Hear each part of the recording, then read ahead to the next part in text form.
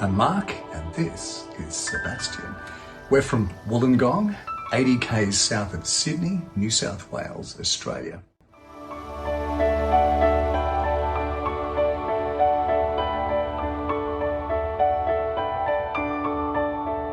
Our presentation today is musical performance from the heart and soul. Now, Sebastian is actually a superhero. You can tell by his cape, can't you? He actually has 4 albums written about him, and will feature some of those pieces today. I wonder if this has ever happened to you as a teacher. Now, Jaden, looks like you've figured out all the notes in that bar, except that one note, the third space in the treble clef. What's it called? S, Mr. Matthews. S? Yes. How did you get that? So what's your treble clef code that we remember? Face in the space. Yeah. So how do you spell face? F-A-S-E.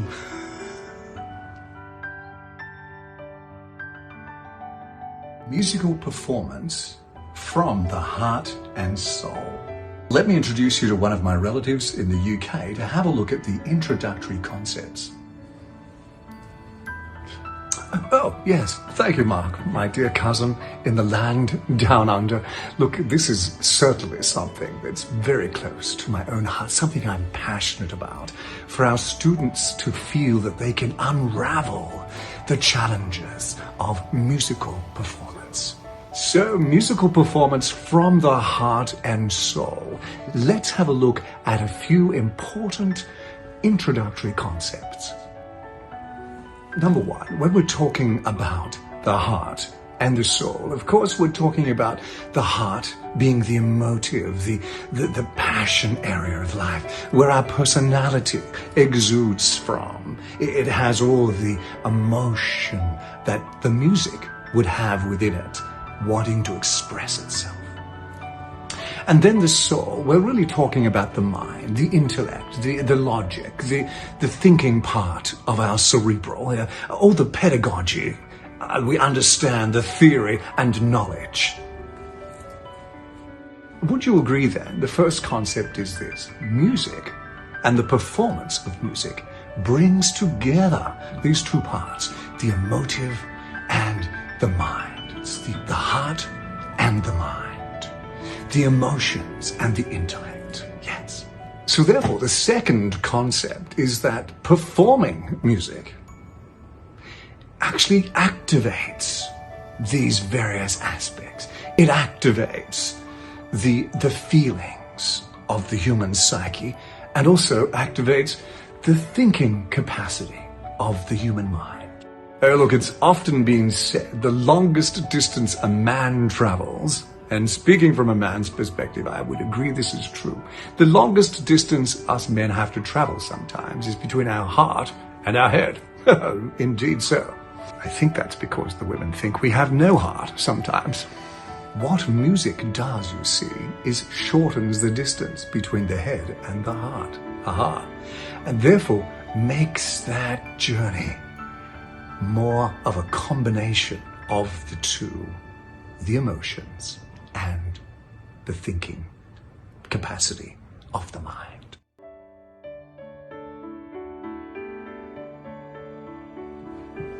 So, helping pupils unravel the challenges of musical performance. One of the challenges students face, of course, is fear, anxiety, apprehension. Yes, indeed, Mark. What are the emotions, perhaps, of fear? Let's have a look at them.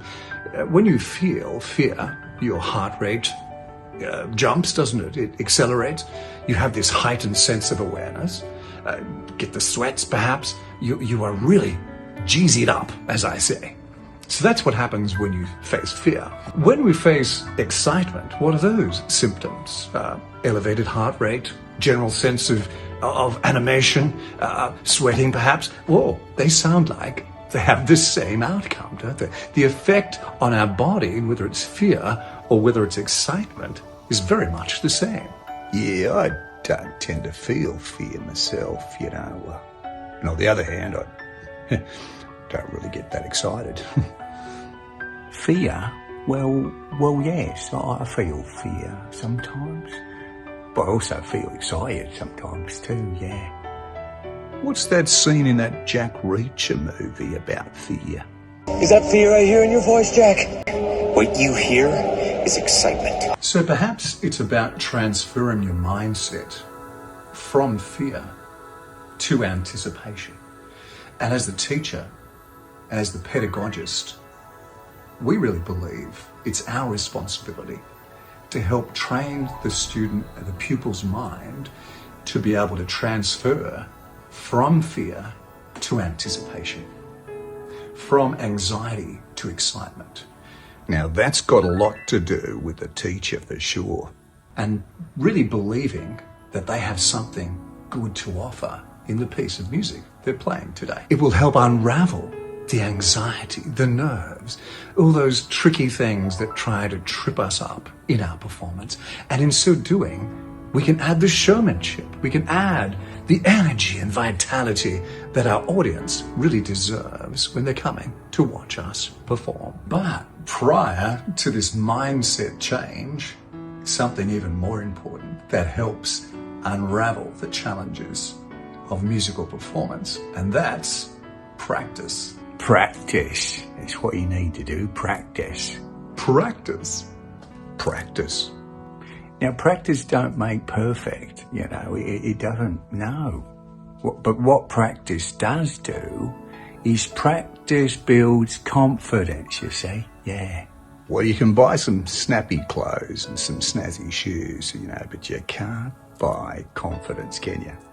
I used to be a perfectionist, actually, and, you know, I'm a bit of a slave to perfection, but I've decided to lower my standards to excellent. And some days I can achieve that, yeah. My parents encouraged me to work hard and reach my potential. Yeah, I feel I've reached my potential, and it's really quite disappointing. Another way of dealing with the challenges of fear and tension, anxiety, apprehension, is the choice of peace. If a student really believes in the piece they're playing, that's going to alleviate some of these negative emotions. Oh, choice of piece are very, very, very important because, you know, kids these days, they want to watch that anime stuff and video game craziness. And, you know, if they're wanting to learn a piece of music at grade level infinity, it's just never going to happen, is it? See, you've got to be really careful how you choose the piece for the student. Choice of piece is really a joint arrangement, agreement, kind of contract, isn't it, between the teacher and the student. For some excellent studies in musicianship and composition, let me introduce you to some compositions that include the tactile, active elements from Sebastian, his scintillating scores. Yes, a lot of these compositions include what I call the tactile action technique, or TAT for short. So this album has 7 blues beginner pieces. It's all the white keys, A, B, C, D, E, F, G, and the titles, we hope, have got some good attitude as well. A minor blues, because we don't want a major blues in life. Be Prepared blues, See to It blues, Do It blues, Extreme blues, Fair Dinkum blues, and Good to Go blues. Oh yes, the tactile action technique. I like a good finger snap, or a hand punch, or a cobra punch.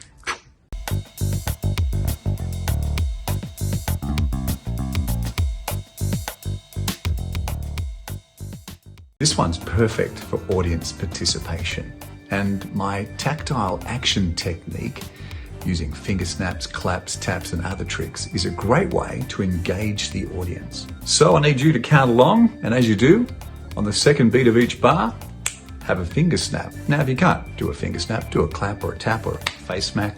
So this one is called Doing It Blues in D blues. 2, 3, 4.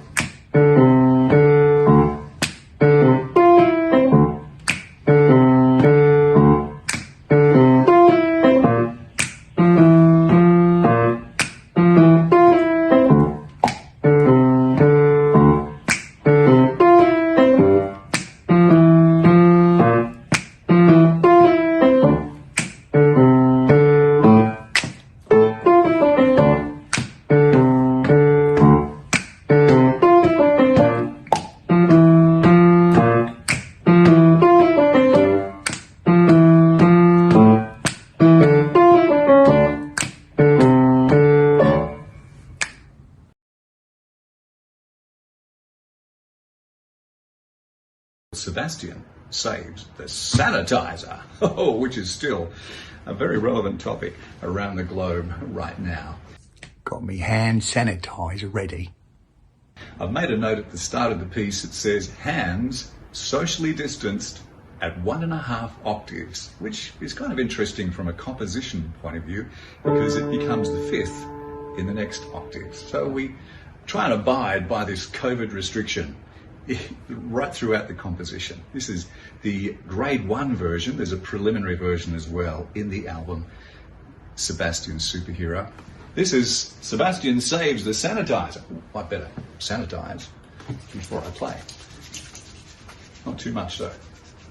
Takes too long to dry. 2, 3, 4. Tap, tap, tap.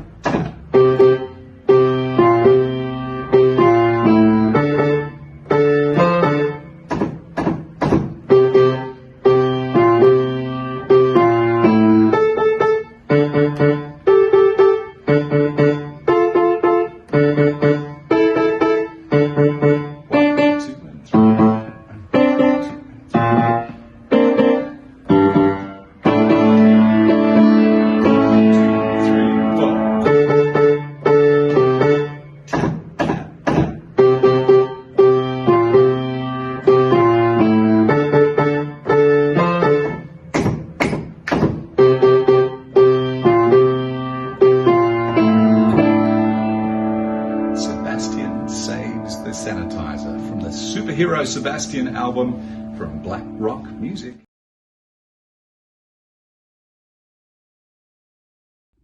Isn't it interesting that in the Western world, we practice till we get it right, you know? But Eastern philosophy says you keep practicing so you can't get it wrong.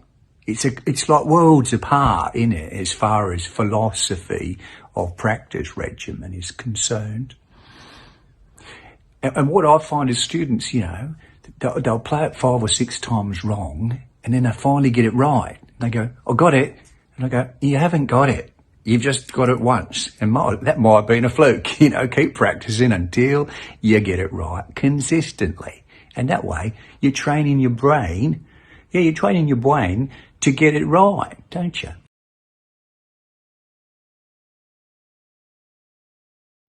Oh yes, I love the power practices.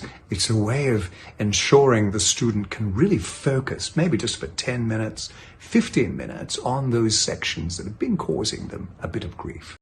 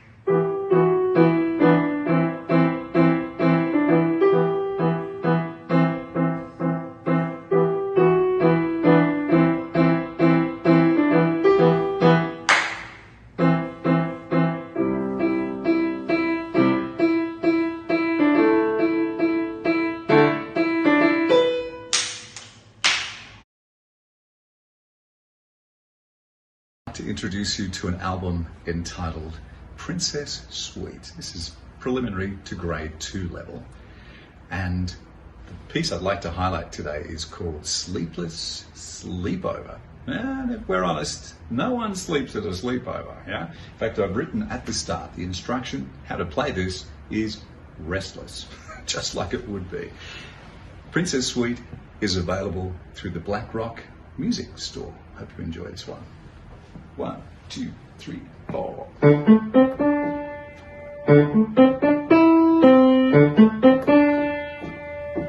Who's at the door?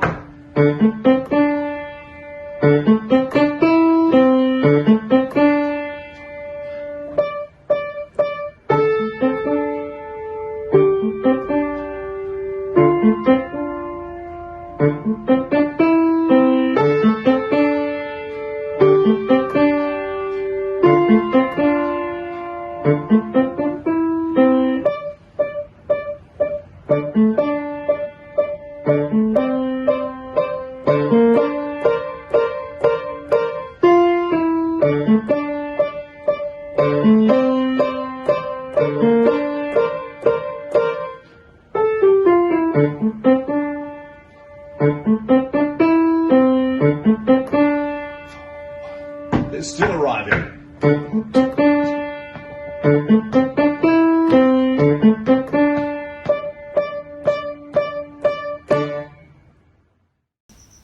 Michaela's Minecraft by Mark Matthews.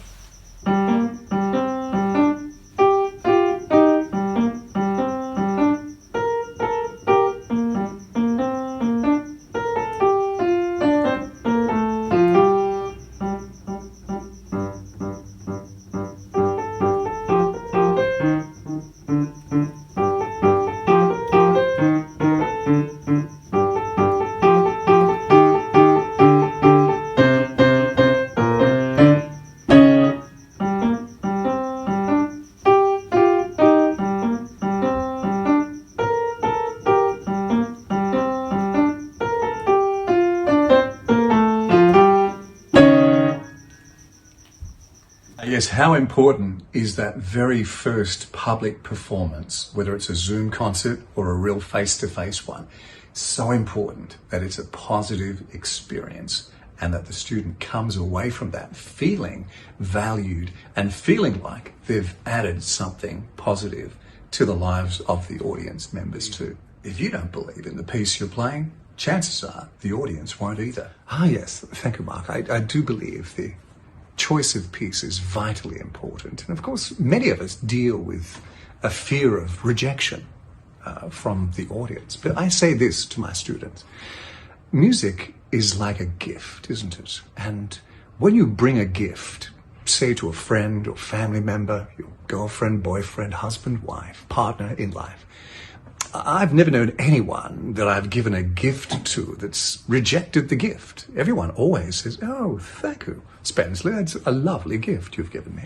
Yes, no one comes to a concert to heckle or boo, do they? When people are paying good money to come to a concert, they actually want to, clap their feet and tap their hands and really make it exciting. And they want to be positively involved as an audience member in the performance. When you come to play your piece of music for the audience, you're really bringing a gift to them. So what happens is you present the gift, and you can be assured that if you've practiced your gift and packaged it beautifully, it's shiny, it's sparkly, and very entertaining, they will accept the gift. And the way that they accept your gift, once you've finished playing, of course, is that they applaud you. So I say to my students, you bring the gift. The audience says thank you by applauding. Oh, that's jolly nice. I love the red ribbon, the red ribbon on that little package. And then, of course, once they've applauded you, you should bow. It's your way of saying thank you to them saying thank you to you. And then I say, if they don't clap, don't bow. This piece alternates between B major and B minor, hence the title, B minor.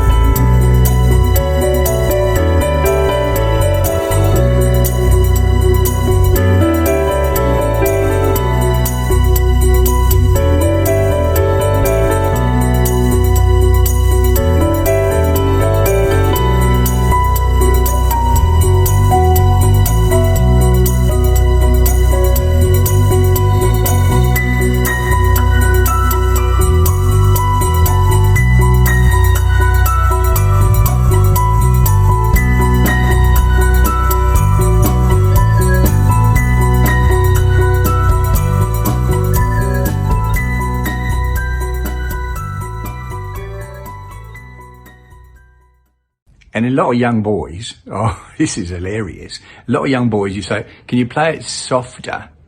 And so they play it slower. And you say, can you play it louder? So they play it faster. Like fast is loud and slow is soft. That's crazy. Today we're having a look at the Sebastian Superhero album. It's got a great cape, don't you think? And this album is available through Black Rock Music. And this piece today is called Stealthy Sebastian. You know, I'm not a superhero, but I guess if you were, you may have to be stealthy sometimes. Yeah. So I hope this piece captures the atmosphere of Stealthy Sebastian.